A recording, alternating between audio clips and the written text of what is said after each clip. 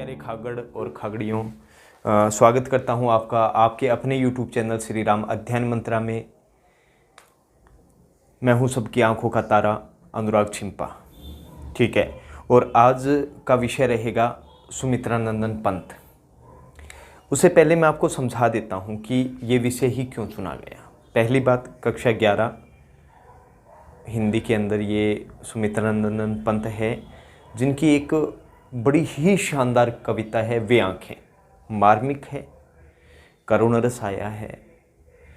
तो पहला कारण तो ये रहा। दूसरा, सुमित्रा नंदन पंत आते हैं कौन से काल से? छायावाद काल से। छायावाद, देखो छायावाद काल से पहले क्या होता था, जितने भी कवि होते थे वो या तो समाज के बारे में लिखते थे या दूसरों के बारे में लिखते थे। कोई भी एक ऐसा विषय चुनते थे जिस पे लिखते थे। लेकिन जैसे ही छायावाद आया तो छायावाद के अंतर्गत वे कवि हुए जिन्होंने अपने अनुभव जो खुद पे बीते हैं उसी की अभिव्यंजना कहाँ की? काव्य के अंतर्गत की। उसमें से एक है सुमित्रा नंदन पंत। साथियों, छायावाद के थे 4 स्तंभ। कैसे? आप चारपाई पे सो जाइए, अगर एक पाया भी कमज़ोर है तो सो नहीं पाओगे, डग डग डग डग हिलते रहोगे। ठीक है, वैसे ही छायावाद के 4 स्तंभ रहे और चारों ही कम नहीं। पहले जयशंकर प्रसाद, सूर्यकांत त्रिपाठी निराला दूसरे, तीसरे सुमित्रा नंदन पंत और चौथे कौन रहे? महादेवी वर्मा। यही 4 स्तंभ रहे और जिसका एक स्तंभ जो आज अपने करेंगे सुमित्रा नंदन पंत। इनको प्रकृति का सुकुमार कवि भी कहा जाता है। सुकुमार मतलब प्रकृति के सुंदर रूप का चित्रण करने वाले। ज़्यादातर अगर बात करें तो इन्होंने प्रकृति के आलम्बन रूप का ही चित्रण किया है।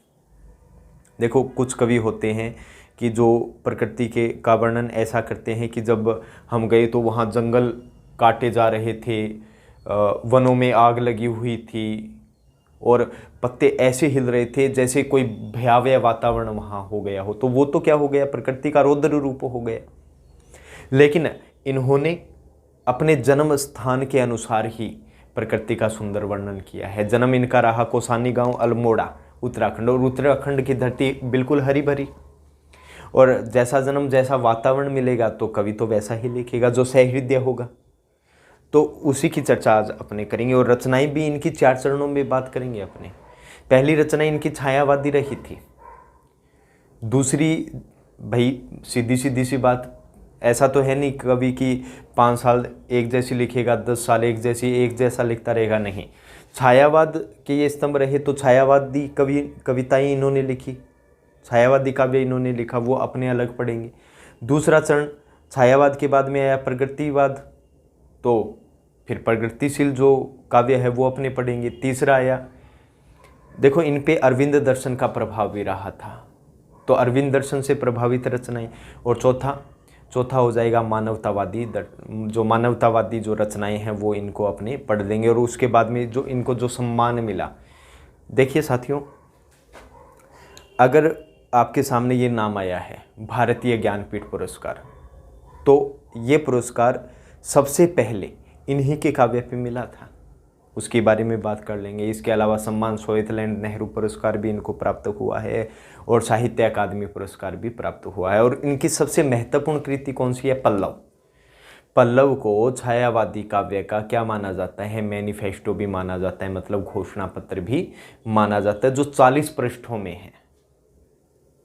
मतलब ये सर्वाधिक महत्वपूर्ण इनकी जो काव्य है, कविता है, काव्य ग्रंथ है, वो कौन सा है? पल्लव है। तो अब चर्चा कर लेते हैं लगातार। ठीक है, तो आज का विषय सुमित्रा नंदन पंत। सुमित्रा नंदन पंत, ये आज का विषय रहा। ठीक है, वैसे बता दूं ये लड़के ही थे, कभी सुमित्रा का नाम सोचकर। ठीक है, सबसे पहले बात करते हैं इनके जन्म की।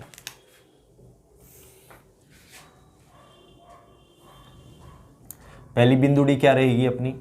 टपकली लगाओगे और क्या लिखोगे? सबसे पहले जन्म इनका कहाँ हुआ, कब हुआ, वो अपने बात कर लेते हैं। जन्म इनका हुआ साथियों 1900 ईस्वी। कहाँ हुआ? तो हुआ कोसानी गांव है, कोसानी गांव है। और कहाँ है ये कोसानी गांव? अल्मोड़ा। कौन सा मोड़ा? अल्मोड़ा। ये जिला हो गया और राज्य रहेगा इसका उत्तराखंड, उत्तराखंड राज्य। ये इनका जन्म और जन्म स्थान हो गया। अब इनका निधन।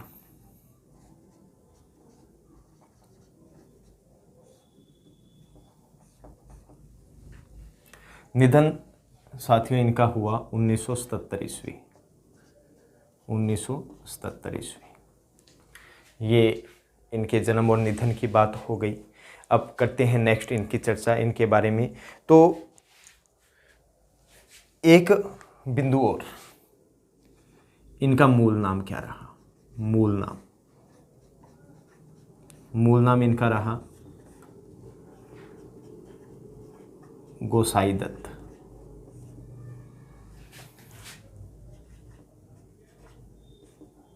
गोसाई दत्त।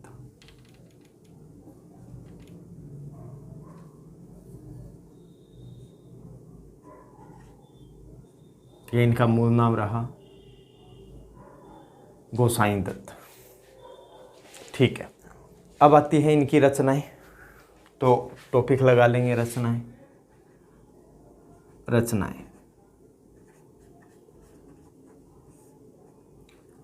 आप लिखेंगे 4 चरणों में, 4 चरणों में।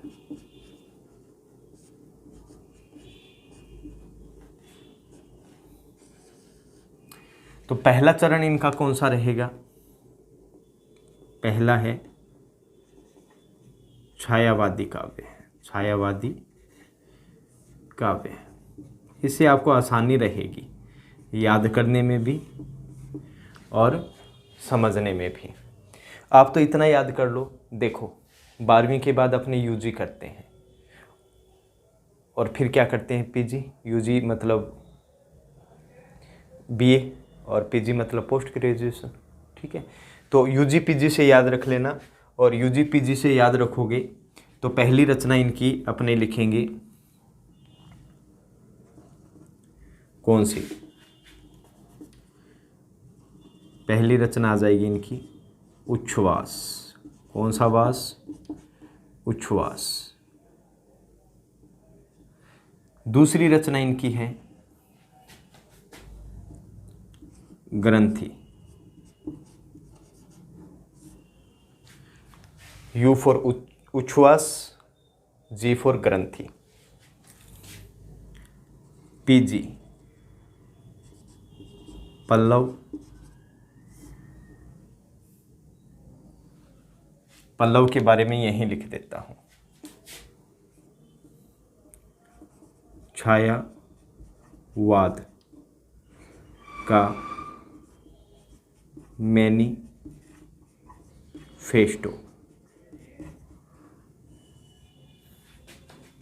मतलब घोषणा पत्र।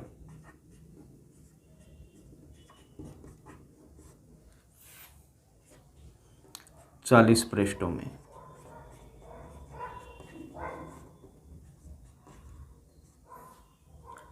साथियों, पल्लव जो रचना है वो ये व्यक्त करती है कि छायावाद कितना प्रबल रहा, कितना अधिक मजबूत रहा।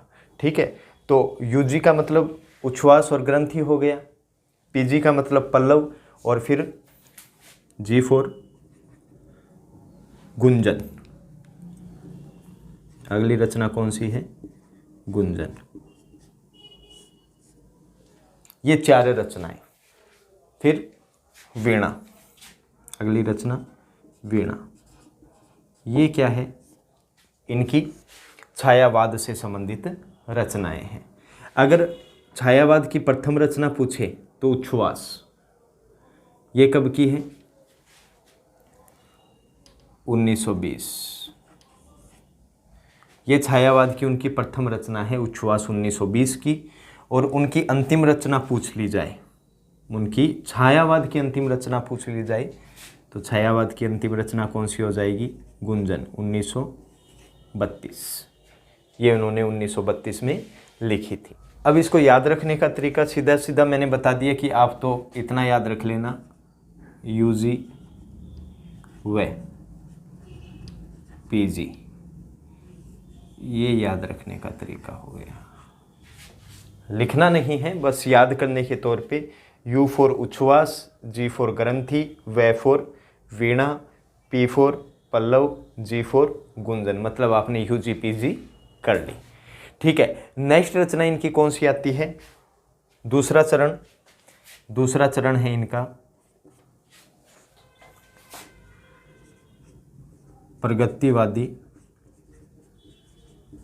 काव्य। दूसरा चरण इनका है प्रगतिवादी काव्य।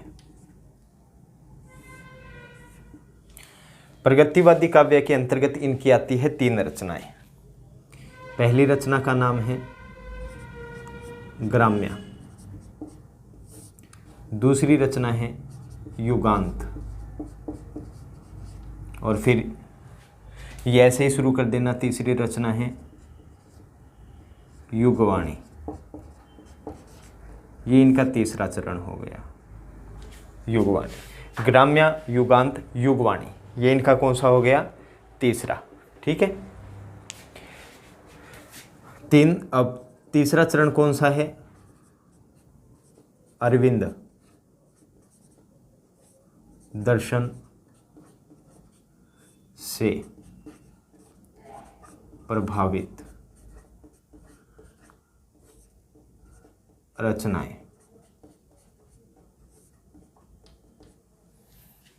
अरविंद दर्शन से प्रभावित रचनाएं, ये तीसरा चरण है इनका। उसमें आप क्या क्या लिखोगे? अरविंद दर्शन से प्रभावित रचनाओं में पहली रचना स्वर्ण किरण, दूसरी रचना स्वर्ण धूलि, तीसरी उत्तरा, चौथी ये उत्तरा हो गई, चौथी कला और बूढ़ा चांद।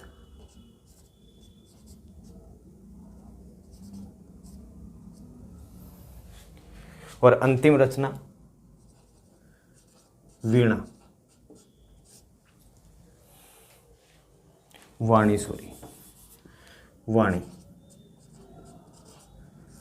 ये इनकी अरविंद दर्शन से प्रभावित 5 रचनाएं हैं। देखो साथियों, अगर इस पे गौर दे तो ऐसे ही 2 रचनाएं और है जो आपको डाउटफुल लगेगी। ये तो है कला और बूढ़ा चांद, ये किनकी है? सुमित्रानंदन पंत की। एक है चांद और टूटे हुए लोग, और एक है चांद का मुंह टेढ़ा है। तो ये 2 रचनाएं भी है ऐसी, लेकिन आपको तो ये ख्याल रखना है। अब चलते हैं नेक्स्ट, चौथे चरण पर।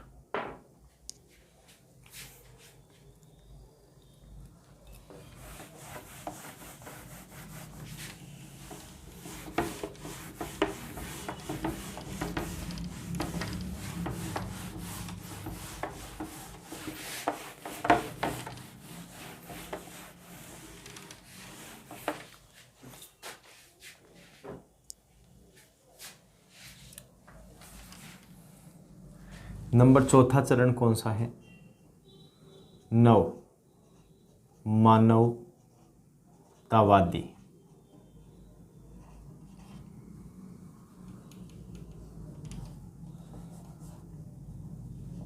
नव मानवतावादी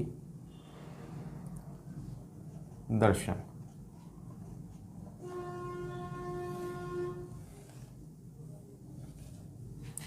ये इनका चौथा चरण है। इनमें जो रचनाएं हैं वो होगी, वो रचनाएं देख लेते हैं अपने। प्रथम रचना लोकायतन,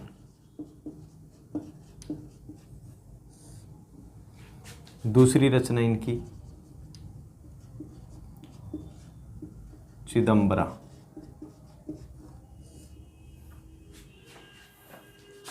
नेक्स्ट रचना है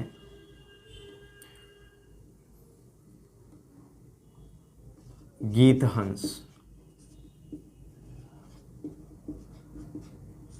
एक और रचना शंख ध्वनि।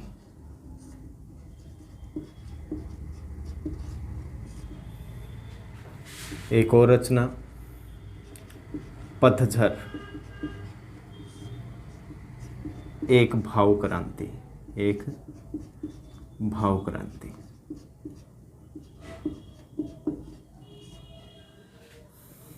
नेक्स्ट पो फटने से पहले।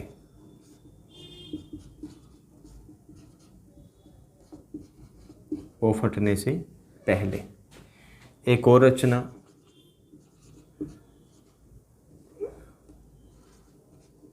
शशि की तरी।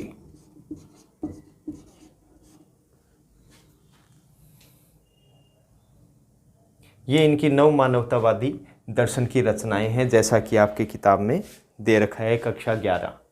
ठीक है, तो पहले ये प्रकृति से ही संबंधित रचनाएं लिखते थे और उसके बाद में इन्होंने मानव तुम कितने सुंदरतम हो से संबंधित यही रचनाएं लिखनी शुरू कर दी थी। तो अब बात करते हैं, एक और बिंदु इनका बढ़िया वाला लेते हैं, और वो कौन सा है? देसी घी वाला पुरस्कार। पुरस्कार इनको कौन कौन से मिले वो देख लेते हैं। ठीक है, अब पुरस्कार कौन कौन से हैं वो देखते हैं। देखो, पहला पुरस्कार तो कौन सा इनको मिला? एक इनकी रचना है जो मैंने अभी लिखवा दी, कौन सी? कला और बूढ़ा चांद। कला और बूढ़ा चांद, इस पे इनको मिला 1960 में भारतीय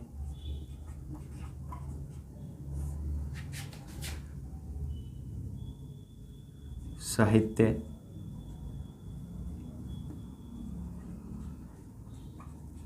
अकादमी पुरस्कार। अकादमी पुरस्कार। ठीक है, दूसरी इनकी रचना देखो, ये तो इम्पोर्टेंट ही है। दूसरी ये जो रचना है कौन सी? चिदंबरा। चिदंबरा, इनके ऊपर इनको मिला कौन सा? भारतीय ज्ञानपीठ पुरस्कार।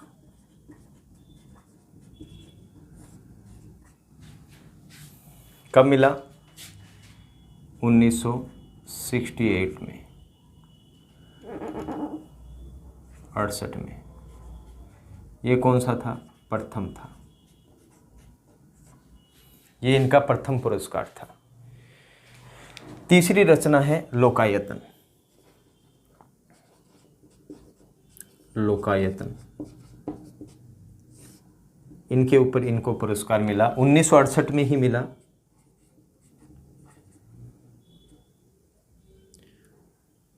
Soviet land.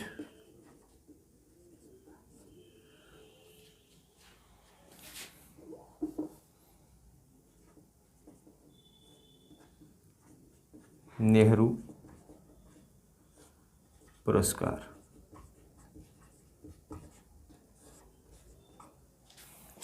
ठीक है, ये तीनों रचनाओं पे अलग अलग इनको पुरस्कार मिल गए थे। इसके अलावा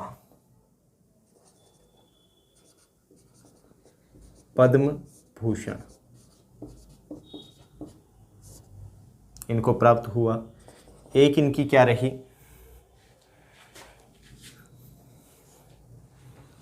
पत्रिका।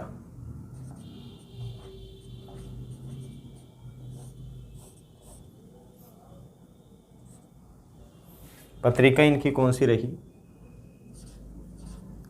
रूपाब 1938। ये इनके पुरस्कार और क्या आ गई, पत्रिका आ गई साथियों। ये तो हो गया यहाँ तक इनकी रचनाओं के बारे में, बिना रचनाओं के बारे में सब कुछ आ गया है। अब बात कर लेते हैं सुमित्रानंदन पंत के बारे में, जो मुख्य मुख्य बातें हैं। ठीक है,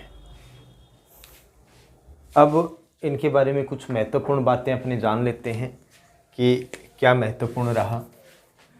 तो एक बिंदु आप डालेंगे, पंत एक परिचय।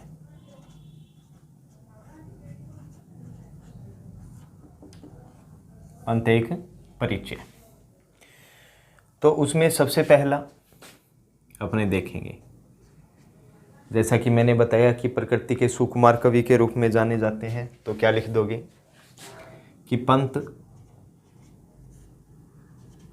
प्रकृति के सुकुमार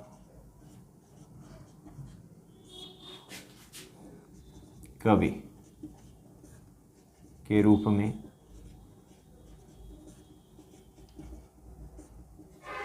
जाने जाते हैं।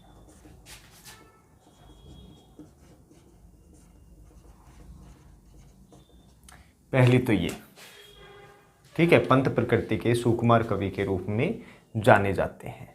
ठीक है, इसके अलावा आप ये भी लिख सकते हो, कोमल कल्पना के रूप में भी जाने जाते हैं, क्योंकि उनकी जितनी भी कल्पनाएं रही प्रकृति से संबंधित, वो बिल्कुल ही कोमल थी, कठोर नहीं थी।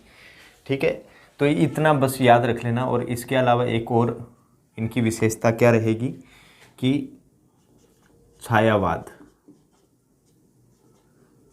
के प्रमुख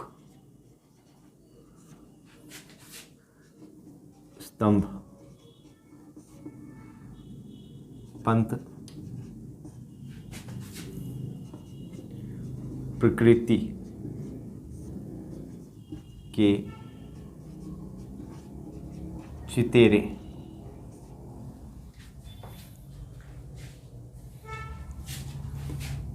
कवि हैं।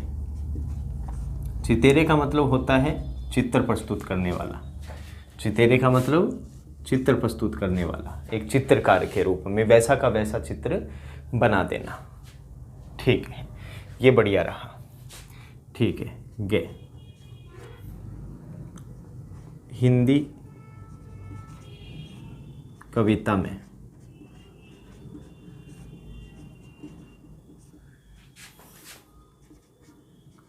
प्रकृति को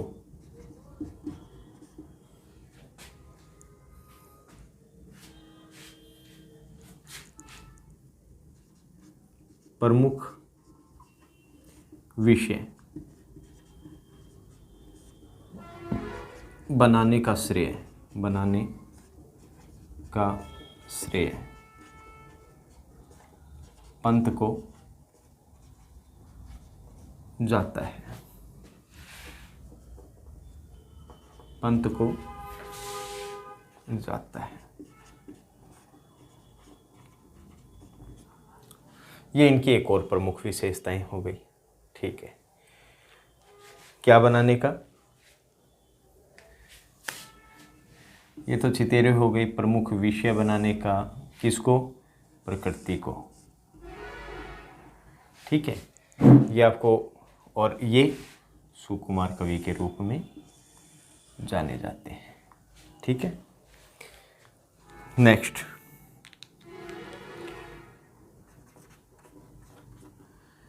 पंत की कविताएं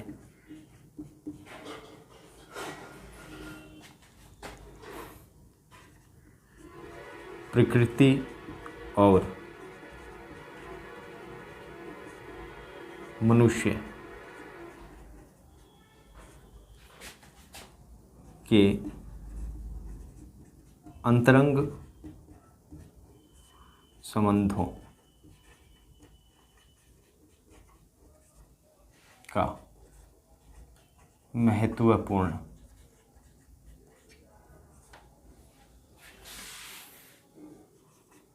दस्तावेज है। ये महत्वपूर्ण है। मतलब उनकी कविताओं को पढ़ने से आपको पता चलेगा कि प्रकृति और मनुष्य आपस में किस प्रकार से जुड़े हुए हैं। प्रकृति और मनुष्य आपस में किस प्रकार से जुड़े हुए हैं, ये उनकी कविताएं बताती है। वो घोषणा पत्र एक दस्तावेज है, उस दस्तावेज को पढ़ लीजिए। प्रकृति और मनुष्य के आपस के जो संबंध हैं वो आप आसानी से समझ जाएंगे। आज जो मनुष्य है वो किसकी बदौलत है? प्रकृति की बदौलत है। और प्रकृति क्यों है? क्योंकि मनुष्य उसको अपने काव्य के माध्यम से, अपने भाव के माध्यम से बताता है। बस यही सीधी सीधी सी बात है। ठीक है, नेक्स्ट इनकी विशेषता है शिक्षा से संबंधित कुछ बातें। वो बात देख लेते हैं। पंत की प्रारंभिक शिक्षा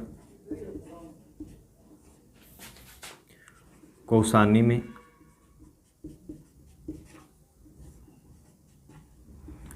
तथा उच्च शिक्षा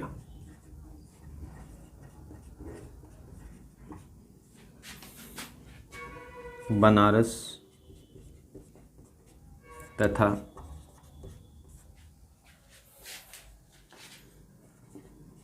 इलाहाबाद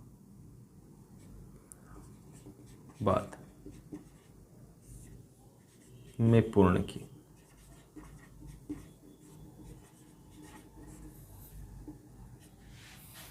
ठीक है, तो पंत की प्रारंभिक शिक्षा तो कौसानी गांव, जो उनका मुख्य गांव रहा है, वहाँ पूर्ण हुई। और उच्च शिक्षा कहाँ पूर्ण हुई?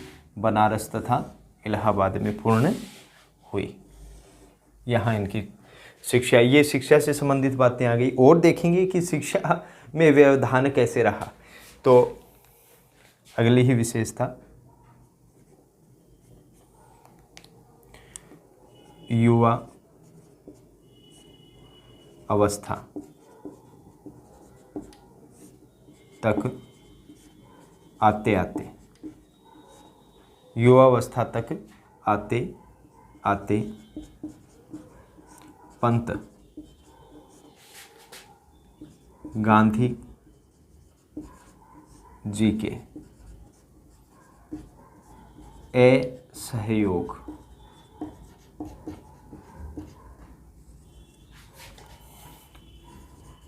आंदोलन से, युवावस्था तक आते आते पंत गांधी जी के असहयोग आंदोलन से जुड़ गए।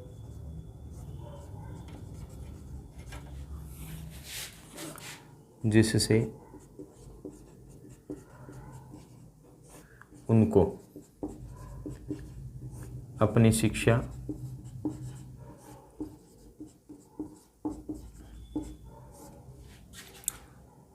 छोड़नी पड़ी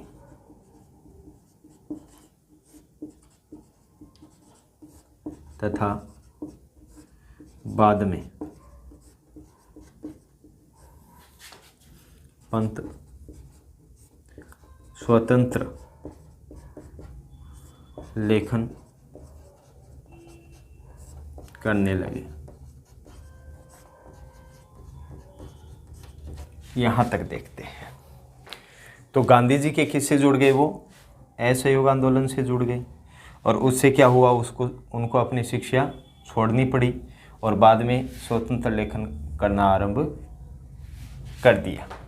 ये उनकी शिक्षा से संबंधित बातें, महत्वपूर्ण बातें आ चुकी हैं। अब चलते हैं नेक्स्ट, इनकी क्या विशेषता रही। ठीक है,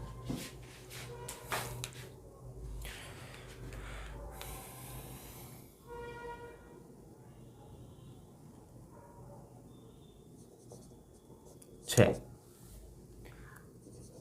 जैसा कि मैंने प्रथम चरण में लिखवाया आपको, प्रथम चरण इनका कौन सा रहा? छायावादी काव्य का रहा। तो आप क्या लिख दोगे? शुरुआती दौर में छायावादी काव्य लिखा।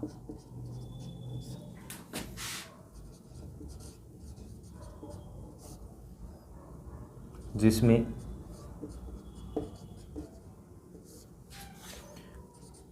प्रकृति के पल पल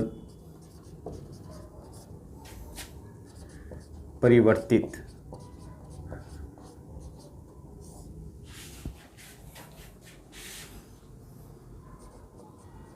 सुंदर रूप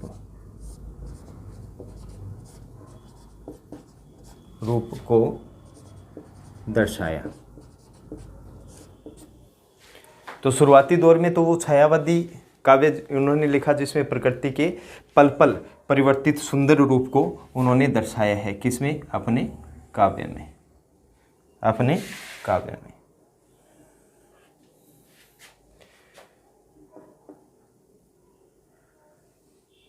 यहाँ तक ठीक है। इसके बाद में इनकी नेक्स्ट विशेषता, और मैंने दूसरा चरण बताया प्रगतिवादी, ठीक है। और प्रगतिवाद में आके उन्होंने छाया और वे आंखें जैसी इन्होंने रचनाएं लिखी। अच्छा साथियों, प्रगतिवाद क्या रहता है?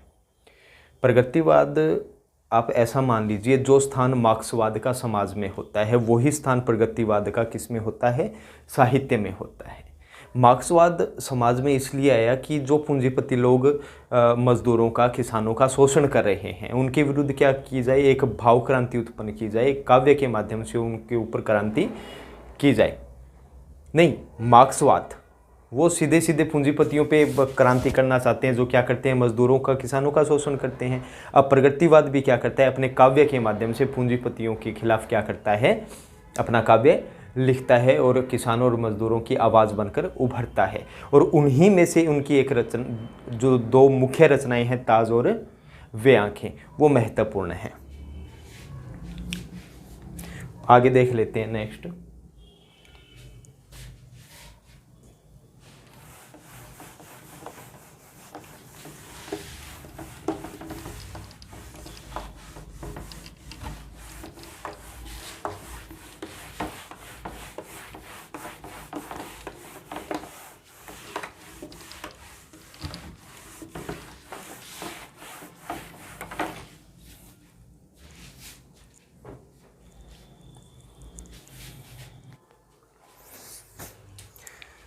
अब नेक्स्ट इनकी जो विशेषता है वो देख लेते हैं। नेक्स्ट विशेषता इनकी क्या रहेगी? पंत ने छायावाद के बाद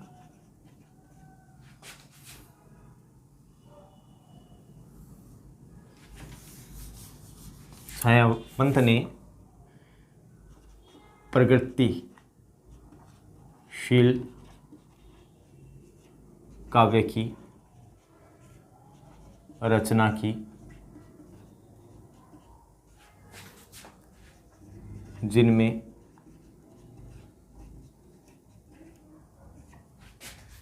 ताज वे आंखें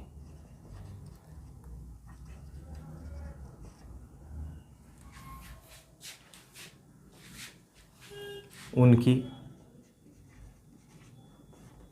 महत्वपूर्ण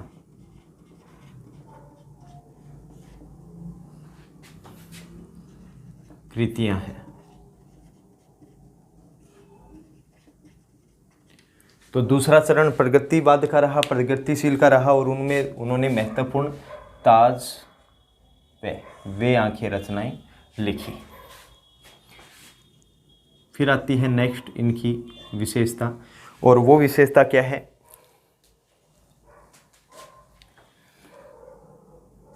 पंत पर अरविंद दर्शन का प्रभाव था। प्रभाव होने के कारण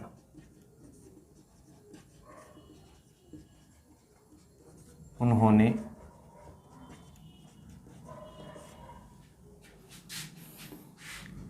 मानव तुम सबसे सुंदरतम।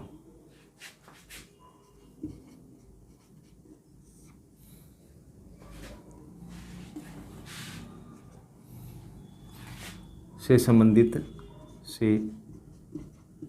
संबंधित रचनाएं लिखी।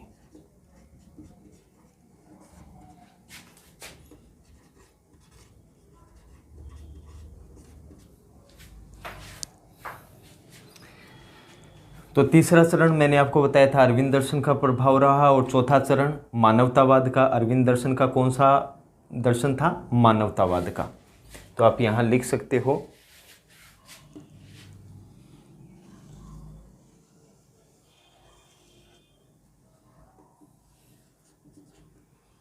नव मानवतावाद। ये इनका कौन सा रहा? ये इनका अरविंद दर्शन का मतलब नव मानवतावाद, और उसके बाद में उन्होंने मानव तुम सबसे सुंदरतम जैसी रचनाएं करना शुरू कर दिया था। ठीक है, अब नेक्स्ट इनकी जो विशेषता है वो देख लेते हैं। की विशेषता है रूपाभ। 1938 ये आपको बता दिया। रूपाभ पत्रिका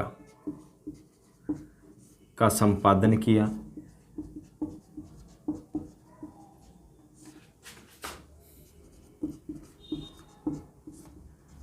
जिसमें प्रगतिशील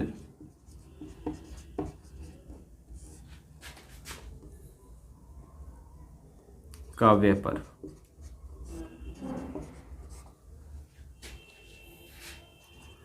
विस्तार से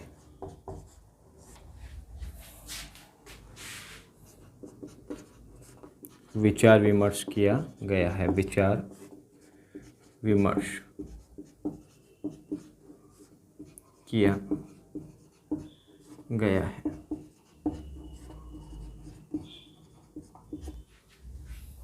कौन सी पत्रिका? रूपाभ पत्रिका। ठीक है, नेक्स्ट इनकी विशेषता आ जाएगी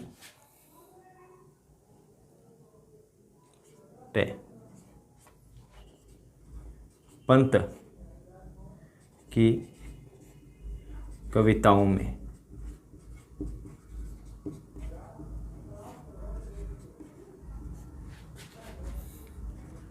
प्रकृति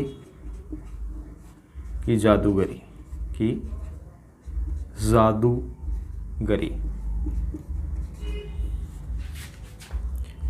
जिस भाषा में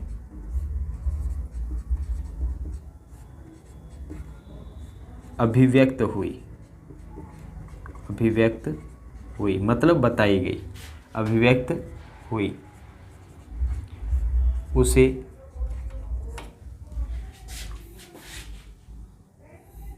पंत स्वयं चित्रभाषा या बिंबात्मक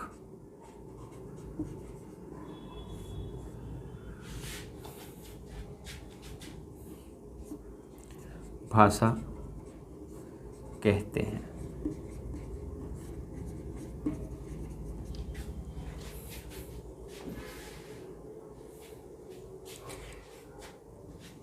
अब मित्रों देखो कौन सी भाषा का उन्होंने प्रयोग किया? चित्र भाषा या बिंबात्मक भाषा का प्रयोग किया है। ठीक है, अब बात आती है कि बिंबात्मक भाषा होती कौन सी है। देखो, बिंब का मतलब होता है प्रतिबिंब, प्रतिबिंब का मतलब होता है छाया पड़ना। देखो, अपने पास मूल वस्तु तो नहीं होती लेकिन उसकी छाया पड़ती है, तो कम से कम अपने को पता चलता है कि हाँ वो वस्तु नहीं है लेकिन वो वस्तु है, अपने को वो चीज़ पता चल जाती है। मूल वस्तु तो नहीं है लेकिन उस जैसी छाया बन जाए तो अपने समझ जाते हैं कि हाँ ये वस्तु हो सकती है। जैसे मान के चले, समोसा आपका खाया हुआ है, इस वक्त घर में समोसा नहीं है लेकिन बात चल पड़ी समोसे की, तो नाम लेते ही आपको हृदय में क्या आया? समोसा दिखा कि नहीं दिखा, उसका आकार दिखा कि नहीं दिखा, वही क्या होता है, बिंब होता है, छाया होती है। तो इसी भाषा का प्रयोग किसने किया, पंत जी ने अपने काव्य में किया। देखो ये इंद्रियों से जुड़ा रहता है। इंद्री 5 कौन कौन सी, आँख, कान, नाक, स्वाद और स्पर्श, ठीक है। इन 5 से ही जुड़ा रहता है बिंब। जैसे आंखों से जुड़ा रहता है चक्षु बिंब। मैंने कहा बाहर हल्की हल्की बारिश हो रही है, काले बादल छाए हुए हैं, तो आपको आपके हृदय में उस छाया बन जाएगी मेरे बताते ही।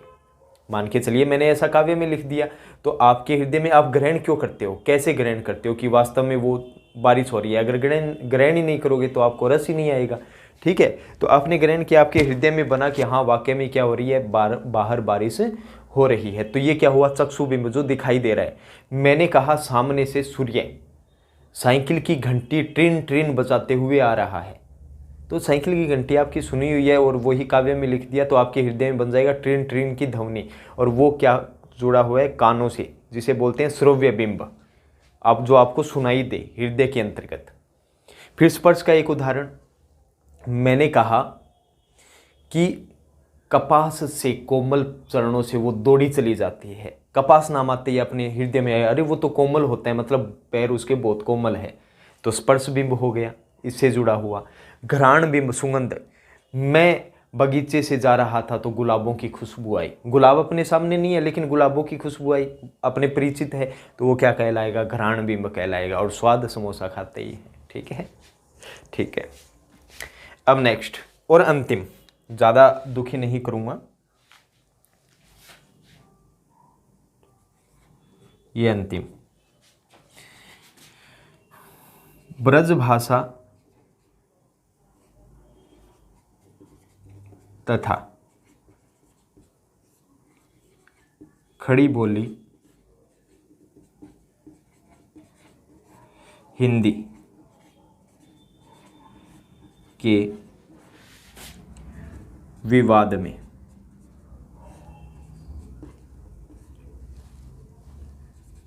पंत ने खड़ी बोली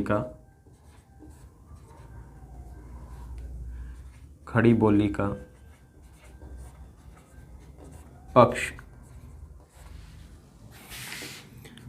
लिया और पल्लव की भूमिका में खड़ी बोली का समर्थन किया।